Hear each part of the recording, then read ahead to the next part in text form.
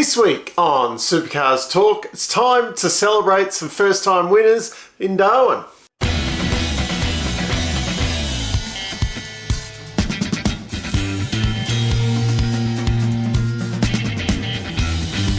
After Saturday's race, I thought the most exciting thing for the weekend to report on would have been Frosty's first win for Charlie.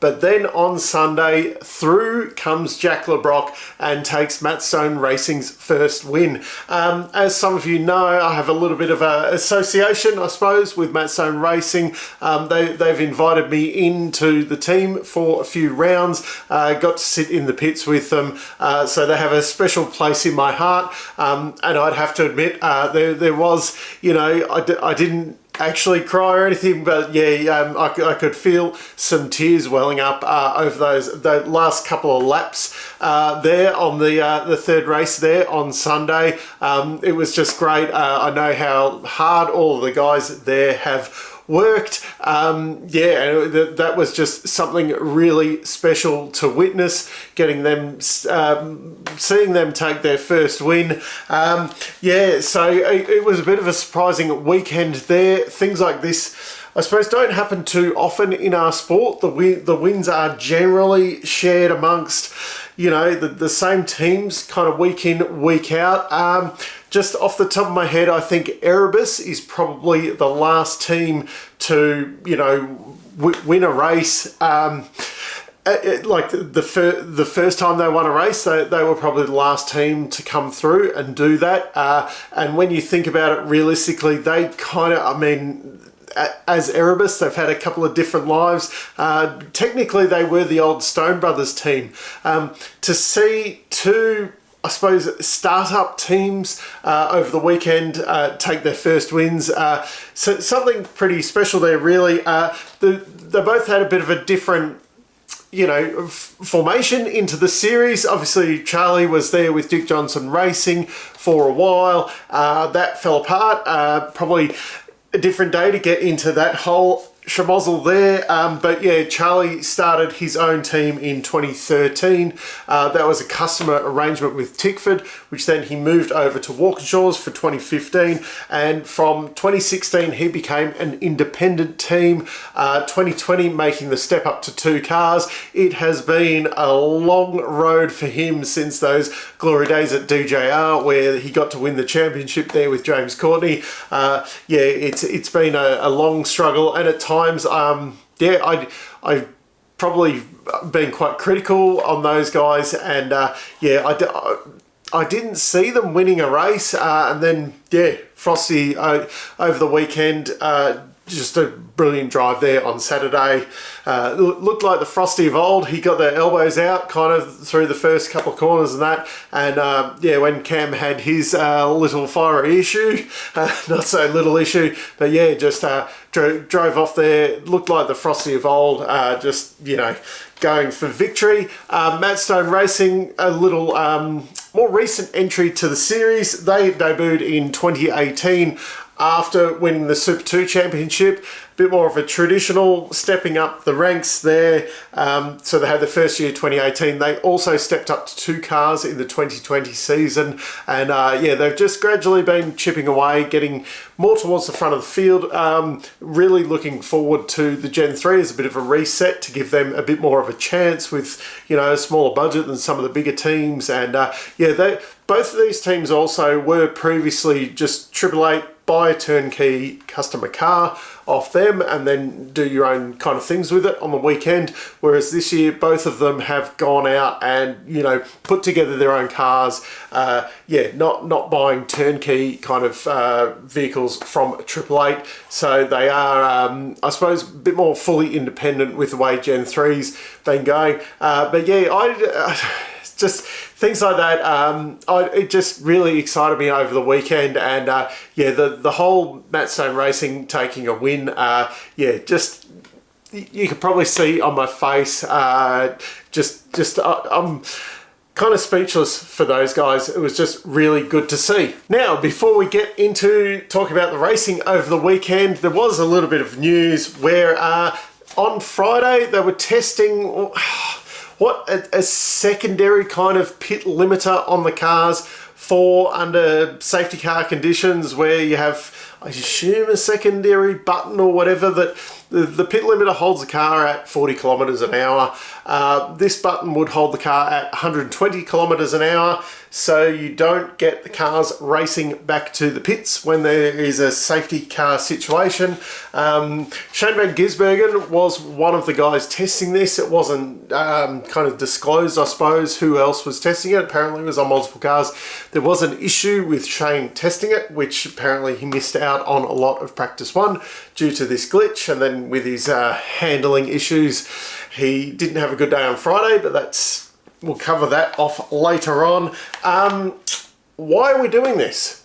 There is a very simple solution that I've been banging on for a long time about. It is ridiculous that we race back to the pits when there's a yellow flag. If it's not safe enough, like if we need safety crews to be out there, we need a safety car or whatever, it's not safe enough for people to be blasting back to the pits. So I think what we need to decide, if the safety car is coming out and we need safety people on the track, we need to close the pits to stop this race back to the pits, because it can take 2 or 3 laps for it all to kind of level out before then the safety people can get to there.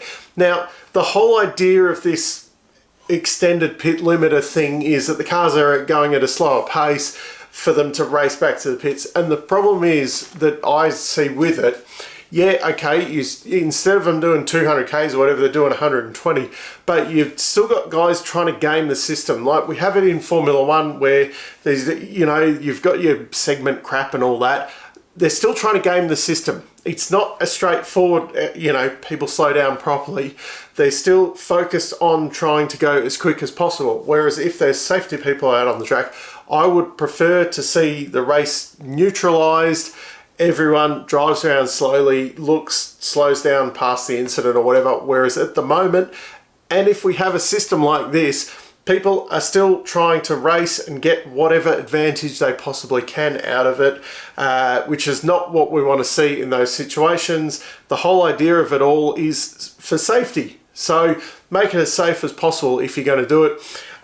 If it's an incident, like have a local yellow flag, inform the teams that there is going to be a safety car coming out so that they can go and pit or whatever. But say like a situation, Saturday, Cam Waters' car's on fire, that's something where we need to get to as soon as possible, but neutralised.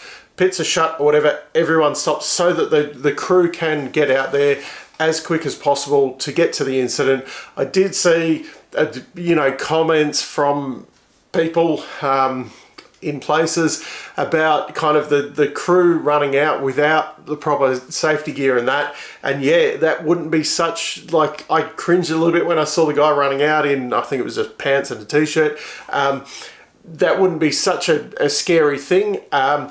If you didn't have cars blasting past at full speed, yeah, I probably wouldn't be running towards a fire in my t-shirt or whatever.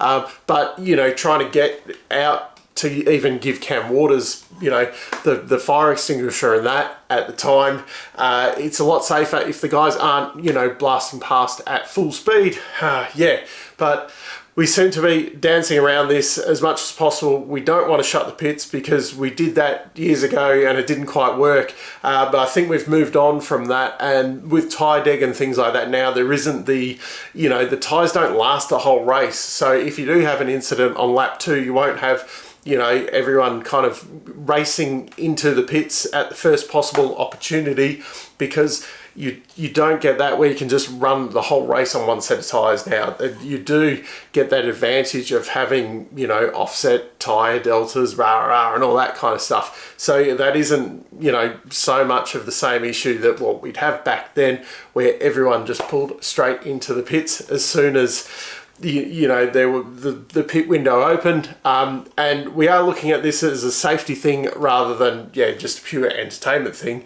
So the safest thing is not to have people racing while we need to have safety crews out on track. Now, because I have talked far too long about the previous 2 things, I'll try and run through my team assessments over the weekend. pretty quickly to keep this at a reasonable time kind of limit. So last in the championship, still Blanchard's single car team. Well, what are you going to do? A quiet weekend from Hazelwood. Highlights would have been 10th in the third race for him. Yeah, at least he's bringing the car home safe and sound. He's not wrecking things. He's pretty solid. He's doing an okay job. He's beating Anton in the championship, which if you'd said that at the start of the year, you would have been like, yeah, really good job, Todd. Unfortunately, at the moment, they're battling for 16th and 17th in the championship. Grove Racing, yeah. I expected them to bounce back this weekend, and if anything, they went kind of backwards again. And now they are the last of the... I mean, they are a long way ahead of the B teams, but really they're the last of the proper two-car team, I suppose. The battle in the championship between 4th and 10th in the team's championship is, you know, it could swing over a weekend. If they had, you know, like a breakout weekend, they could kind of, you know, realistically jump to 4th in one weekend. But yeah, the performances over the weekend, yeah, there's not too much to shout about from their weekend. It was, yeah, yeah, just not exciting from them, really. Matt Stone Racing. It's hard to believe they're still this far back in the championship, but here we are. As I said, it is quite tight there in that 4th to 10th kind of position. Highlight of the weekend, LeBrock. Just, yeah, that third race just shows that the speed in Tasmania and what they've kind of been building towards, not a flash in the pan or anything. And yeah, Jack put it on pole for that third race and yeah, raced quite confidently. I was a little bit worried with the pit stop. Their pit stops bang on all weekend from, you know, what we saw on the telecast. Yeah, just outstanding from those guys. Yeah, I did just, you know, granted this is one of the Tickford hats, but yeah, truck assist. Yeah, they just done a really good job. And Cam Hill, he's just continued to kind of, you know, step up over the weekends. Nothing super spectacular, but solid midfield stuff. 13th, 15th and 16th in the 3 races. He is catching Matt Payne for that top rookie of the year honours. Premier Air Racing, or should we call them the Haas F1 team? It seems to be they qualify well and then race backwards, or qualify bad and race forwards, and sometimes it seems to be one car going one way and one car going the other way in the field. Yeah, 18 months ago this team was nothing really. You know, it was the worn down techno thing. Now they're, you know, they're a midfield kind of runner, so when you look at it like that, yep, they're doing a brilliant job. It was this time last year that they got rid of Gary Jacobson and, you know, James Goulding came in and they started, you know, moving more forward. But they've, I think this weekend kind of highlighted they've still got a long way to come. Team 18, Frosty won on Saturday. It was just like watching the Frosty evolve. Yeah, it was great to see him get Charlie's first win there. Sunday though, first race it seemed to revert back to the norm, but then race 3 he was back in the top 10 looking, you know, kind of like a proper front runner again. It was pretty solid weekend from him. He is now 11th in the championship, and if the results continue like this, he'll be in the top 10 and continue moving forward. Pye, on the other hand, just a mid-pack kind of weekend. Yeah, nothing major to report back there. I know, I get the feeling that one of these guys is probably moving on for next year, and yeah, I think the old bloke could probably be getting a contract extension. Tickford Racing. Okay, the start of Saturday race. Courtney spins on lap 2 while Fraser's in the pits because of reasons, and then Waters' car lights up from the lead and burns to the ground kind of thing. That pretty much sums up the weekend, I suppose. Waters, he did bounce back. He finished 5th in the 3rd race. Huge effort to get that car rebuilt for Sunday. Like, that was a massive fire. That's a lot of work. when I first saw that going up, I'm like, oh my God, here we go again. Yeah, and then obviously a different issue, an unfortunate thing that happened, but considering you got Courtney qualifying on the back row for, you know, two of the three races. Declan Fraser seems to be more interested in lawn mowing than staying on the track. And then he decides, oh, well, we'll set the grass alight because, you know, it's too hard to mow the whole place. Yeah, it's just tough. Kind of, you know, that light shining in the distance there for them. Tom Randall, actually, you know, a pretty solid midfield weekend again for him. In the Ford Cup, okay, Randall came second, first and fourth, which that's just solid improvement. This is what I expected of him from his rookie year. It's great to see that he's, you know, making that progress now. Yeah, I just hope that when everything kind of settles down, he's still in there fighting, because, yeah, I've got faith that Randall will be there at some point. Dick Johnson Racing. An improvement. Davison got on the podium on Saturday. Yeah, Sunday, yeah. What do we say? Anton got 217th and 24th over the three races. Yeah, at least, you know, Davison got back in the top 10 in race 3. He did qualify in the top 10 for all three races. He's now only just hanging on in the top 10 of the championship. He is down in 9th. There's not a big points gap between the guys around that kind of level, so he could quite easily drop out. And Anton's all the way down in 17th. There's issues going on, but they should be the leading light of the Ford guys. Yeah, and sadly, they're not kind of at the moment. So, yeah, there's some head scratching going on there, I suppose. Walkinshaw, Andretti United. Yeah, Percat got himself into 10th position in race 2. But, yeah, in true Percat form, that turned into 19th because he got a penalty for spinning Reynolds. Moster, the race pace is there. He raced himself into the top 10 twice. He probably passed more cars than anyone over the whole weekend.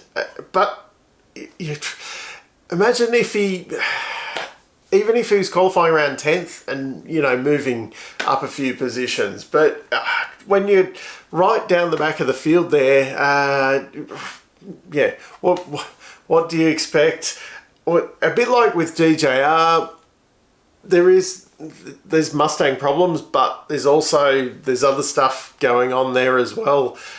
So yeah, head scratching from those guys as well. Brad Jones Racing, 3rd in the team's championship. Forward on home soil, probably had the weekend of his main game career.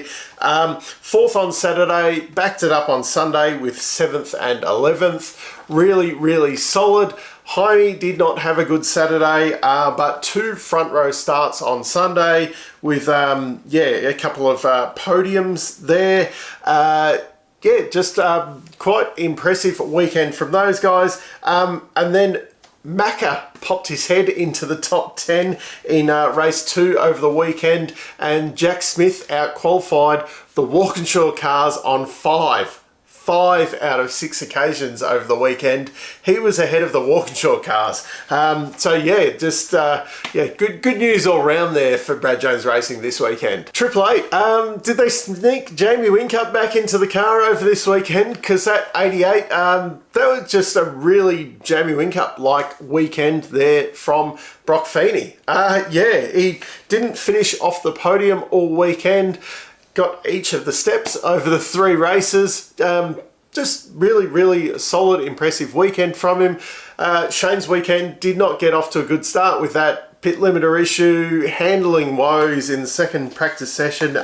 So he only finished 6th, 2nd and 4th over the 3 races. It is a bit of a joke that you know, most guys would kill for those kind of results. But yeah, for a little bit disappointing for Shane. He just didn't seem to really recover, and Feeney he looked like the team leader all weekend. Yeah, just really solid weekend for him. He moves up to third in the championship. He's looking really good. They had the third member of the team over the weekend as well, Goddard. Unspectacular, but solid. He was in that kind of back of the mid-pack. He definitely wasn't a back, you know, he wasn't qualifying back in last or anything. I was probably expecting a little bit better, but yeah, when you consider the guys that he was around, if you'd said that he'd be qualifying ahead of like Courtney and Reynolds most of the weekend, you'd be like, that's pretty good when you think, you know, those guys were towards the front only a few rounds ago. Yeah, it's a bit of a shame that we don't get to see this car again until Sandown. Yeah, because, you know, it was a good addition to the field. It didn't look out of place. Erebus, a little bit of a disappointing weekend for them. We did not see them on the podium all weekend, but if this is a bad weekend for them, they will definitely be in the championship hunt come Adelaide at the end of the year. The results were 4th and 7th in race 1, 4th and 5th in race 2, and 6th and last, unfortunately, they're in race 3, with Brody getting some damage. At least they got him back out. He did finish the race. But yeah, this seemed like one of those weekends where you look back at the end of the year and go, that's, you know, where they kind of won. That they could have all fallen apart that weekend, but they, you know, chipped away at it, got solid results, and that's why they stayed in the championship hunt, because even on their bad weekends, it wasn't that bad. So that's my wrap up of the racing in Darwin over the weekend. Were you happy to see Matt Stone Racing and Team 18 get their first wins like I was? What do you think of the idea of having like the secondary pit limiter, or should we just close the pits off and the guys, you know, there's no reason to race when a serious incident happens? Or do you want to see it continue the way it is, where all the guys are blazing back to the pits? Obviously, under my, you know, suggestion, there's probably going to be kind of levels of incident where you've got a car burning down. That's a, you know, shut the pits, safety car goes straight out. Whereas if you've got one of those where someone's, you know, right off to the side, maybe we put a local yellow out, let the guys who do need to have a pit stop or whatever quickly go into the pits, we give them a lap or whatever to get that done, and then the safety car comes out so we can retrieve the car. Or do you think this, you know, 120 km/h button is a good idea? Yeah, I just feel that guys would be still trying to maximise, say, corners and things like that. And say where you know, going over the top at Bathurst, the safety crews aren't going to be able to get out until everyone kind of gets back around behind the safety car anyway. So it doesn't kind of help that much in my eyes. But anyway, love to get some feedback from you guys. Until next time, I'm still Dave, and I'll catch you later.